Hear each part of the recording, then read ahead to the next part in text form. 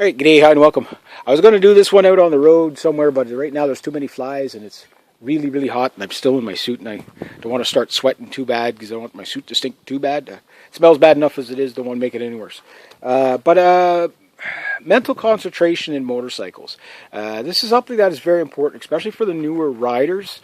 You really, really, really want to be on the ball when it comes to that, because everything on a motorcycle becomes a distraction. If you're new to a bike and you're not familiar how to use the turn signals, and you're looking at the turn signals or the brake or the shifter, whenever you do something on the bike, you're looking at it, you're constantly watching the speed of the bike, everything like that, that becomes a distraction. It takes a while to get to know a bike, so go at it easy at first, regardless. Even if you're an experienced rider, when you buy one type of bike and you go on to another bike, even if it's of a similar type, get to know that bike intuitively. Once you're intuitive, you're not as distracted. But everything is, the traffic is a distraction. The temperature can be a distraction. If it's really hot, it's really cold. If it's wet, if you're tired, if it's windy, everything becomes a distraction on a motorcycle that you have to mentally be able to overcome. Learning how to read curves, anticipating speed of curves in traffic, with oncoming traffic. Oncoming traffic on a curve can sometimes be a huge distraction. So you really have to get that mental concentration of going where, looking somewhere and committing your eyes to, particularly in corners. It's really bad when you have a corner that's a little bit sharp and a little bit blind. And a bit of a crest. That's the one that always kind of gets people, because they can't see what's on the other side of it, and because of that you tend to follow the nose of the bike, and that could be a big problem. So just reduce your speed until you get to do things slowly. Speed checking.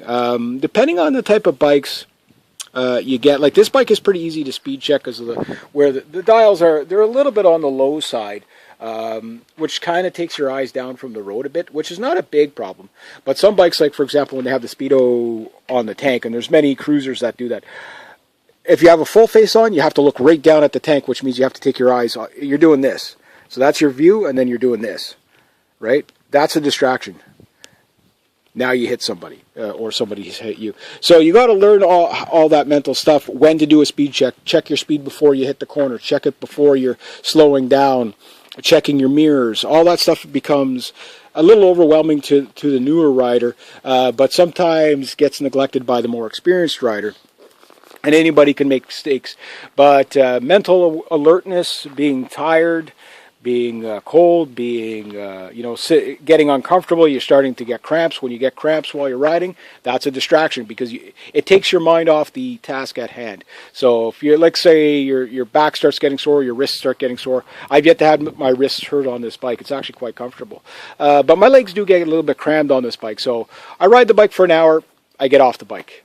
If I'm in if it's stop and go traffic and I'm sore, whatever, I'll wait till the stop and go traffic is eased up a bit, and then go. So these are just little tips that the mental concentration of riding a motorcycle is very, very important.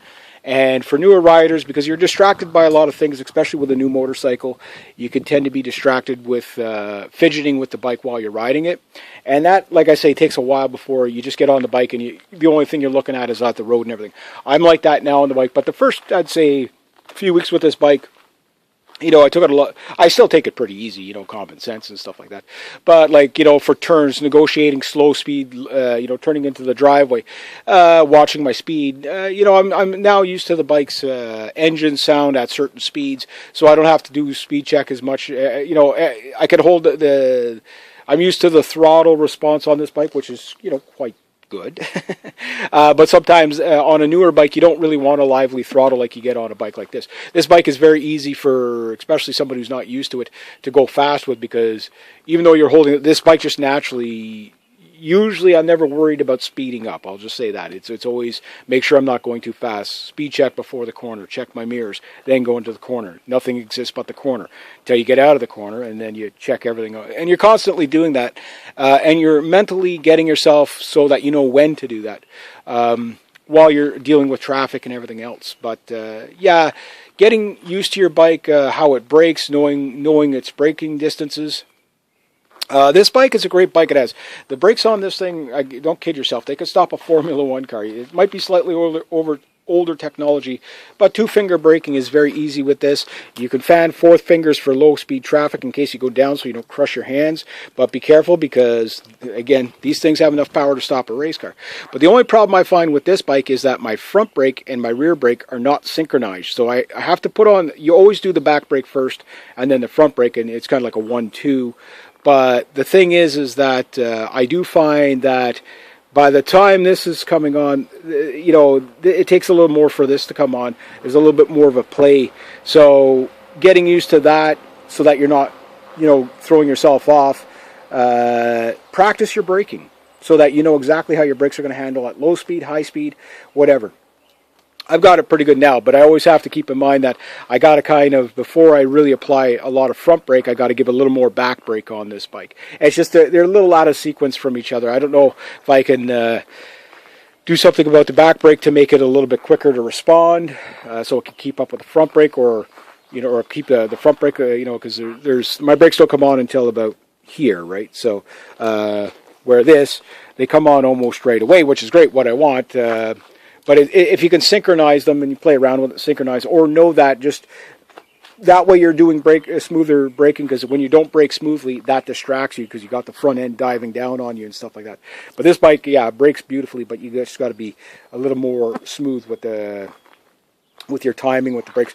And nothing. It's not a mechanical fault or anything like that. Most bikes have some sort of a thing where it's like, the front brake might come on a little sooner than the back brake or vice versa. But it's nice to have them work in tandem, but you always stabilize with the back brake first, slightly ahead of the front brake so you're not diving the brake.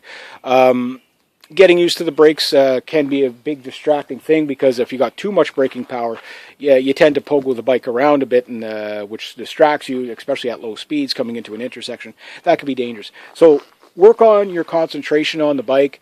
The other thing too is you have wind on you. You have all these elements on you which can tire you out very quickly, even if it's a beautiful day. Especially the people that ride like open face. I used to ride open face for years. I don't anymore. I got a full face now. I'm not against open faces, but they do. You got wind on your face constantly. You've got little bugs beaning off you, like somebody slapping you in your face sometimes. Those things distract you. So just keep in mind that everything becomes a distraction. You really have to work your concentration to keep to the task at hand through all this. And that takes some time, takes some practice. So go easy at it first, but just be mentally alert and aware. And if you find yourself getting tired easy on a bike, because it is a physical thing, especially if you don't ride often, that's where you run into trouble, where you're good, you're on the highway, and then you pull into traffic and you're a complete klutz, you're all over the place, because you're actually physically tired out and you don't realize it. So learn to recognize when you're actually tired, because sometimes it's not obvious to you. Your response times are just completely off. Your shifting's off. You'll notice it right away when you come in from off the highway into say you've been on the highway for an hour or more, and you come into, say, a truck stop or into city traffic. The first thing you notice is that your shifting you're downshifting and you're letting out the clutch too soon, or bike's bunting around on you. When you're new, usually, once you get really acclimatized to the bike, it's no longer a problem. But you do notice that your sequencing, your timing, you're not on the ball like you normally are when you first start out on the trip. So just be mindful that you gotta adjust for that. Give yourself more time. Give yourself more space. Don't be tight to somebody's rear bumper. I see so many guys do that. It's just you're setting yourself up for disaster doing that. There's a lot of things to distract you. Get used to the bike so you know what the bike does. The little vibrations, how it handles at low speed, so that you can use the bike intuitively without looking at it, because then you can pay attention to everything else, and that actually gives you better focus, but it also gives you better it makes you safer. It just makes you safer because you're more alert of the only thing you really want to be paying attention to while you're riding really is what's going on around you in the road. Everything else is a distraction. So there you go. I know I went on a little bit longer than I should have, but I'll leave it at that. So anyway, there we go. Have yourselves a great day.